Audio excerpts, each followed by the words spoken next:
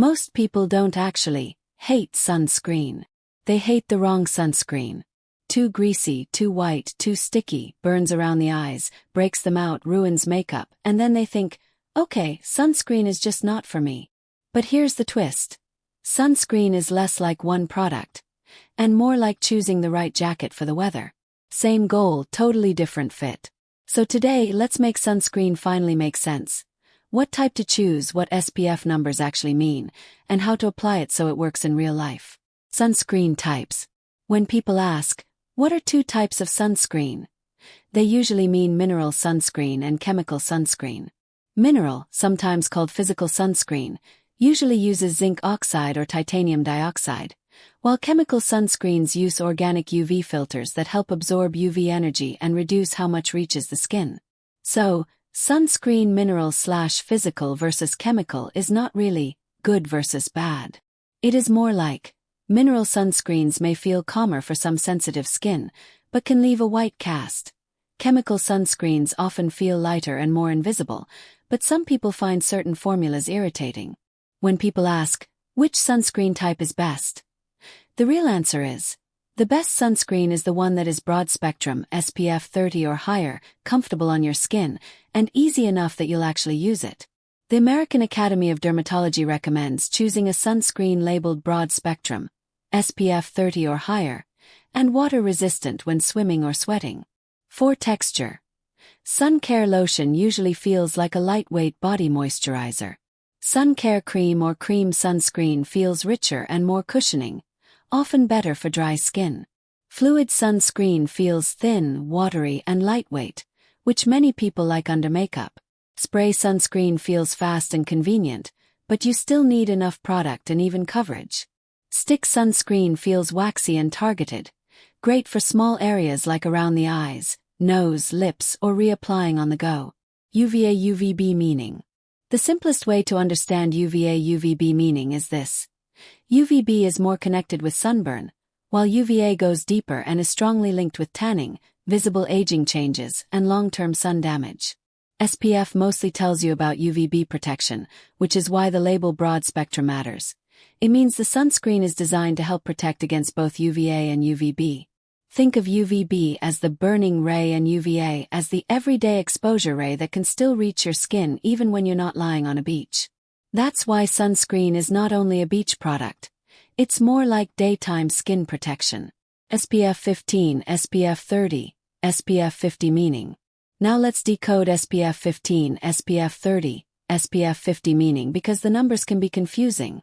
When applied correctly in lab conditions, SPF 15 filters about 93% of UVB rays, SPF 30 about 97%, and SPF 50 about 98%. So SPF 50 is not twice as strong as SPF 25 in the way people imagine. The jump gets smaller as the number goes up, but higher SPF can still be helpful in real life because most people apply less sunscreen than the amount used in testing. The easy rule. For daily use, look for broad-spectrum SPF 30 or higher, and for long outdoor time, sweating or beach days, choose something water-resistant and reapply. How to choose sunscreen. When people search how to choose sunscreen according to skin type, the biggest trick is to stop choosing sunscreen only by the SPF number and start choosing by texture, finish, and skin feel. A great sunscreen on paper is useless if you hate wearing it.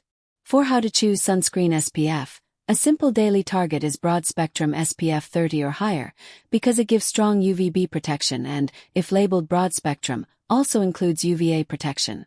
If you burn easily, spend a lot of time outdoors, use photosensitizing skincare, or know you underapply, SPF 50 can be a smart choice.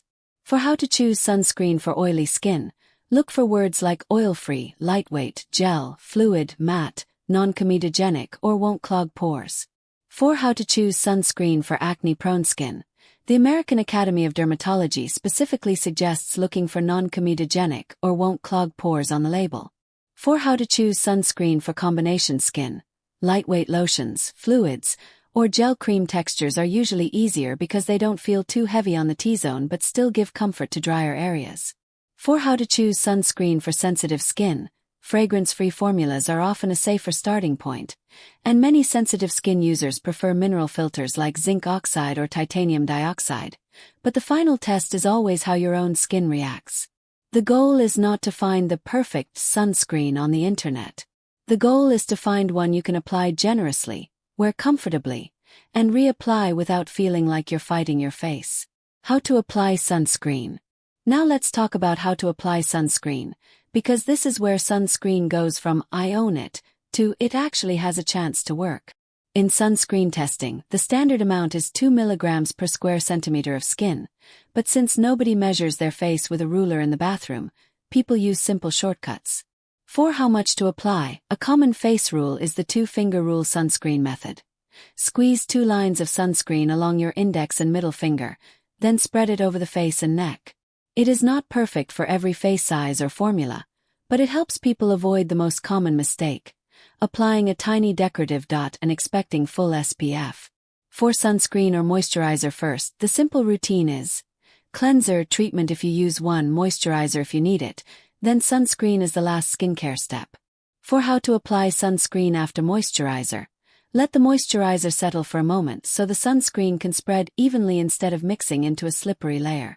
For sunscreen or primer first, sunscreen usually goes first, then primer. For sunscreen or foundation first, sunscreen goes before foundation, because makeup is not a replacement for a full sunscreen layer.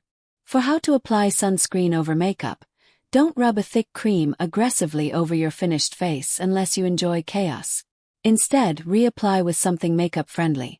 A sunscreen stick, cushion, powder, SPF, or spray.